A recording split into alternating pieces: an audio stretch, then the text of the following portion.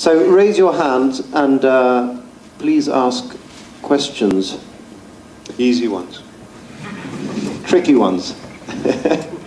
I've got one while you're considering your questions. What is an average budget for a facade? Or how, maybe easier, how big a part is that in the total budget for the building? No, it's never enough. This is the right answer. You know, it's like shopping for a car. I want to buy a car. How much does a car cost?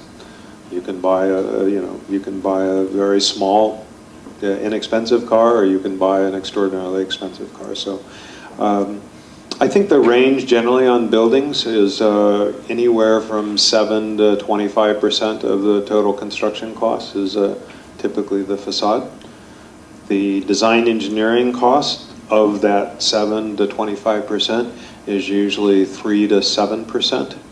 Not the facade consulting, but the design engineering of the facade elements themselves. And then the facade consulting is this microscopic little amount of money. Please give your name and maybe a title too, if you have one. Johannes Igelström, architect. Actually, you stole my question part of it, but I have another as well. But which one, or which type of facade is the cheapest one, and which one is the most expensive you have been working with? And then also a question about the life cycle of the different facades. How many years will they last? I'll take the life cycle question first, if you don't mind. We do life cycle cost studies. So we try to help the clients understand, the client architect and the building owners, understand why, or rationalize why they perhaps should spend a little more money on the front end of the project, because it will return the investment within a given period of time. For example, rain screen facades, open joint facades, perform far better over the long term than a wet facade or a sealed facade, but there's typically a cost premium associated, so we rationalize that in the life cycle cost study. Also the cleaning of the facade. Ironically, the Korean Pavilion, the Minsukcho project, you remember that? That has the filigree. That was, in euros, it would be around 280 to 300 euros per square meter. So it was fairly inexpensive, and the reason for that is that behind that facade is a PVC membrane, highly reflective PVC membrane. And there's LEDs on the back of that composite material that push out. So that's actually the weathering surface of the facade. So it's quite inexpensive. And the tension facade is quite inexpensive because it's just basically rods that are held in place and then tensioned. One comment about that. In the design process, we came in on the second meeting on the Korean Pavilion. The first meeting, the structural engineer already started designing the structure. The second meeting, when we joined, we said, well, that's great that you started designing the structure, but we think it's going to be a tension facade where we impose tension on all the perimeter beams of the building. So we had to start over on the structural design. So that's why it's important. I would encourage you to consider the facade right out of the gate. How early in the process are you usually introduced? Well, how often would we like to be introduced, or how often are we?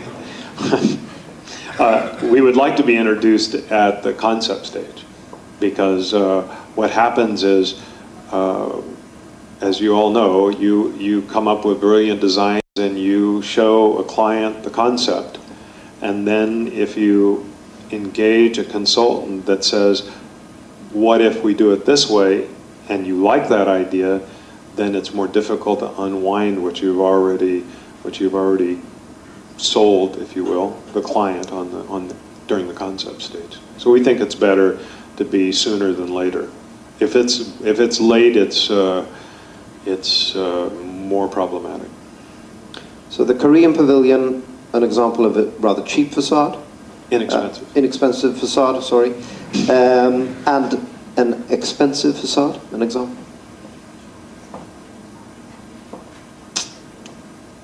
Well, I guess the Museum of American Folk Art, a good example of one that was, I think that was close to maybe,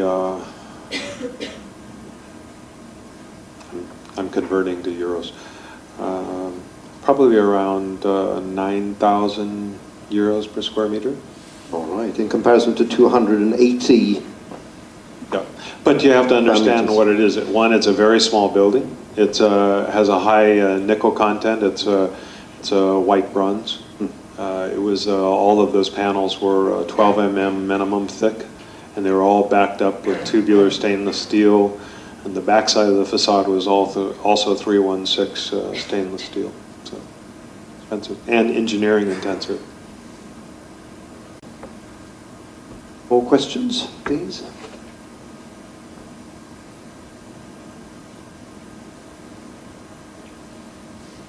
Oh, is that so? They're bored. Here's one. Microphone, please. It's up here, on the front row almost.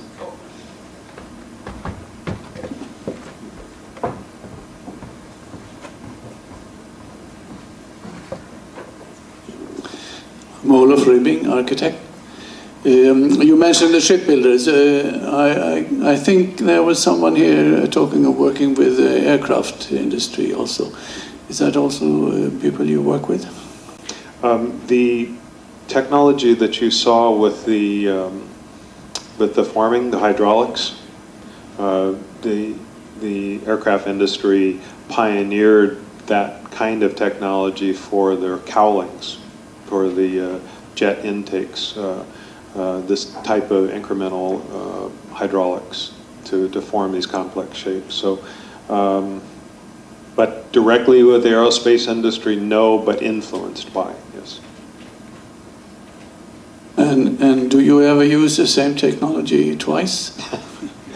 I know the airplane, they hope to sell a series of planes. Yeah. Yes, I think that's part of the idea of trying to find economies of scale. So that's part of the cost model also. And you do? So we do try, yes. We're not always successful, but we try. And your clients, they agree to you using the same things over again? The same technology, not copy another architect's work, but inspired by another architect's work often. How often do you actually innovate a brand new type of facade? It's hard to say there are any original ideas because they always stem from something else. But we'd like to think that we do often, but I would say there's always a root, just like in architecture. I mean, when I've been in meetings where we're doing a design charrette and they're showing images of projects that we've already worked on as the inspiration, different architectural firms. So it's difficult to come up with original ideas, but we try every day.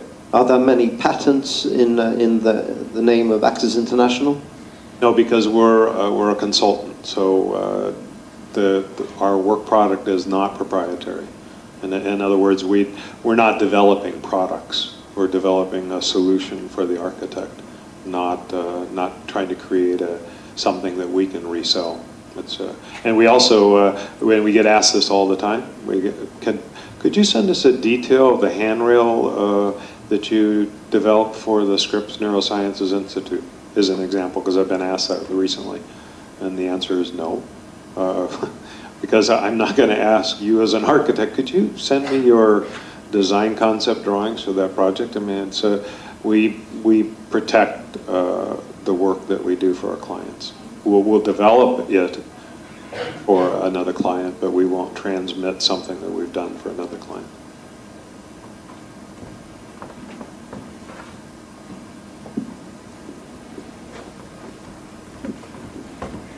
while you're walking with a microphone. What would you say is driving the development? Is it aesthetics, the look of things, or is it ethics, sustainability?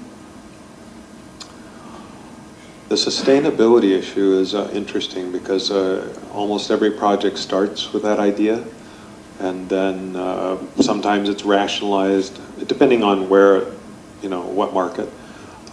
Sometimes that's rationalized right out of the project because of cost, because of capital costs. So, for example, using PV photovoltaic cells in facades. I mean, if you have a vertical facade, putting a PV vertically on a facade, frankly, doesn't make a lot of sense. It's very difficult to capture, capture rate of return.